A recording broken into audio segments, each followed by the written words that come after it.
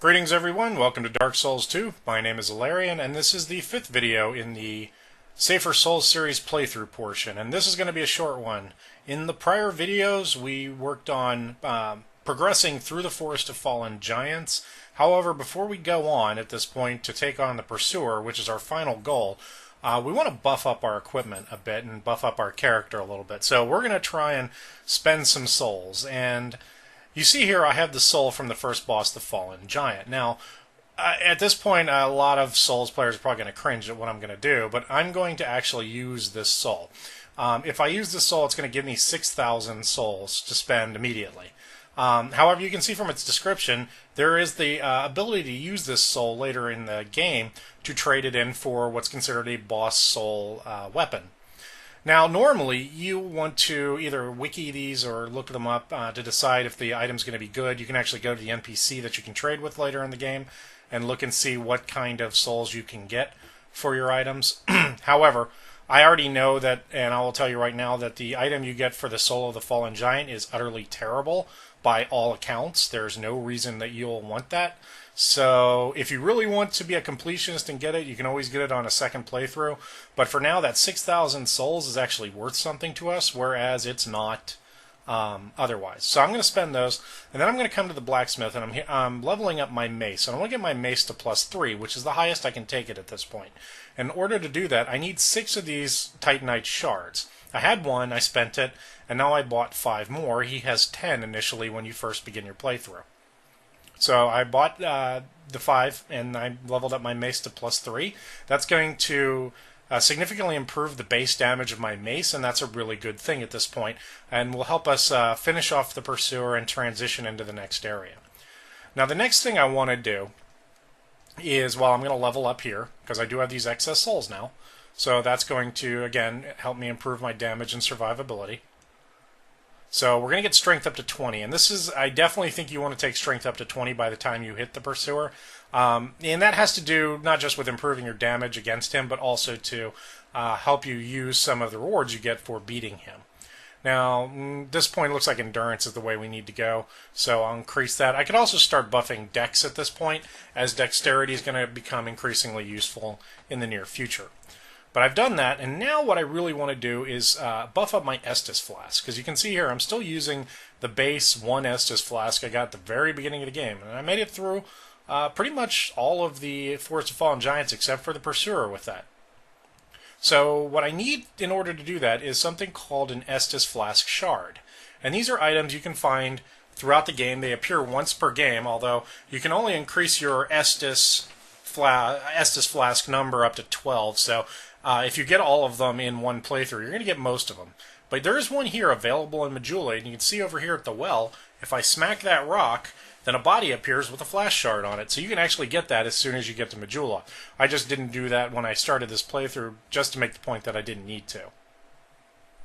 Okay, and the next item we're going to get is actually back at the Cardinal Tower bonfire area.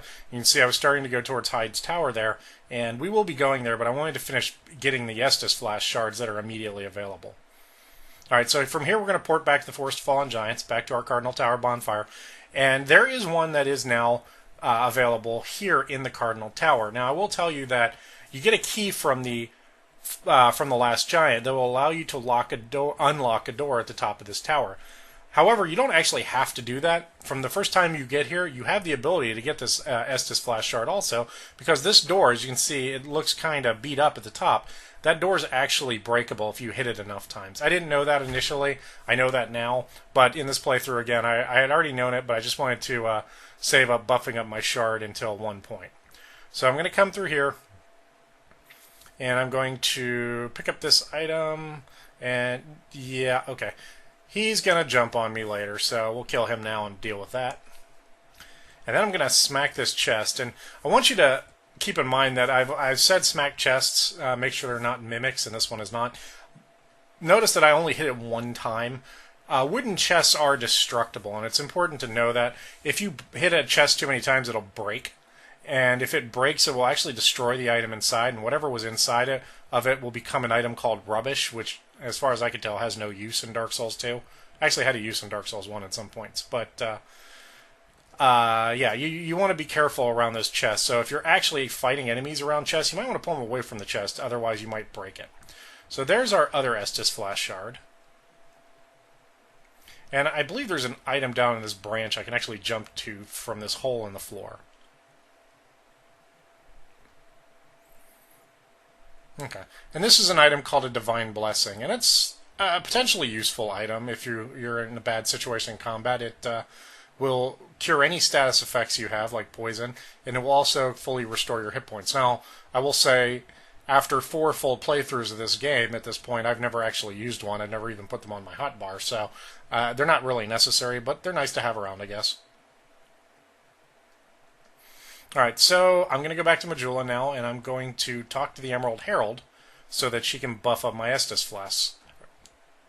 And for each of these shards I get, I will get one more use out of the flask. Of course, since she's supposed to be fixing the Estus Flask, I'm not sure why the animation is that I'm praying to her, but okay.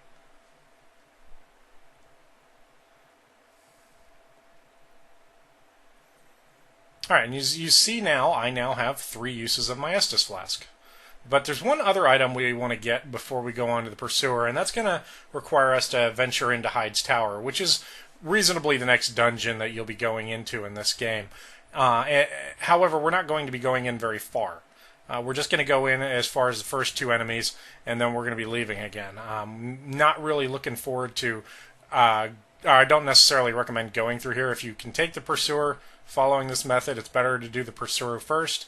It'll buff you up a bit more in levels, and some of the rewards you get from fighting him will make this next area significantly easier. So now we've passed the area where we picked up our Crimson Parma at the very beginning of the playthroughs. And you can notice here I'm going to start keeping my shield up, and I'm going to be really defensive and looking around in here. Now, I know at this point that there's actually nothing in here that can hurt me, but it's a really good practice to get in the habit of, is constantly just being very wary of your surroundings. I mean, you see the water down below me, and I'm not even sure that that's water at this point. I mean, that could be just about anything. I'm not sure if I'm going to need to sprint through it, or if it's just completely safe to walk through. So I'm going to be a little careful when I step in, make sure I don't take any damage, nothing bad happens, and it's fine. Normally you can tell water right away, but the lighting in here is a little odd, so I wasn't 100%. And I saw something on the wall up here, and it looks like it's another chain like the one I used to open that gate, which is shutting behind me. I don't know why they shut gates behind you on the way into Hyde's Tower in the Forest of Fallen Giants. I'm not really sure what purpose that served, but they did do it. I'm guessing it might have something to do with speedrunning or tethering or something, but it just happens to be there.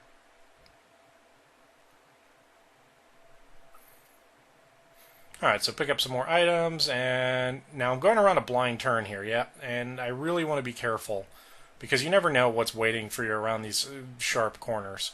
So I'm coming up into an open area, and I'm going to give it a quick look around to make sure nothing's waiting on the sides of the door. Alright, and as I proceed down here, I can see a big ugly knight on the left side, and on the right side I see a little glow down in the lower distance. Can you see it from here? I'll admit, I missed it in my first playthrough most of the way through, and that's actually a bonfire, so we want to make sure we get that lit as soon as possible. But we do need to deal with this guy first, and as you can see, I'm blocking him, and I'm not taking damage, but he's knocking me back a lot, so I really want to be careful of the edges here, because if I fall off the edge, I could die. Now, the bigger your shield is, and the more effective it is, particularly especially when you're dealing with great shields, the less that knockback effect will occur. So, one of the reasons that I want to beat the Pursuer prior to coming in here. But I'm going to come down here and I'm going to light this bonfire, but I'm not going to rest at it because I don't really want to respawn that guy. I just want to have this bonfire available for later in the game, or if I die, that I can just immediately come right back to it and I don't end up back in Majula. Alright, and this is the guy we're looking for. You can see this knight standing up here with a two-handed mace. And thankfully he does not respawn. He's the guy we want to kill for this. And you're going to find that there are a couple more enemies later in the game that are kind of like him, and honestly, I will tell you right now, they're a bit broken. They're some of the few mobs in all of the Souls series that don't seem to be working correctly or as intended. They have the ability to essentially never-ending attack, which is a little ridiculous, but he's sort of the slow and weak version of them, so he's not too hard. But we picked up an item from him called a Sublime Bone Dust, and we're going to take that back to Majula.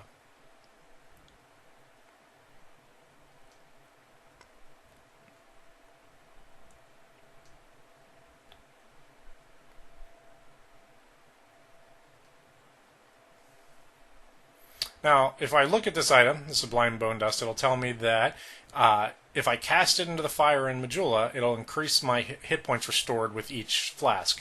And that is a permanent effect. It's not something that's like a one-time use or anything. So you go into the burn menu and you choose to burn the Sublime Bone Dust. And now all of my flasks will have a +1 effect on them forever. And that's good. That's what we want. Alright, so we have buffed up our mace, we've buffed up our Estus flasks, and now we're ready to take on the Pursuer. As always, I hope this video helped, and I hope to see you in the next video.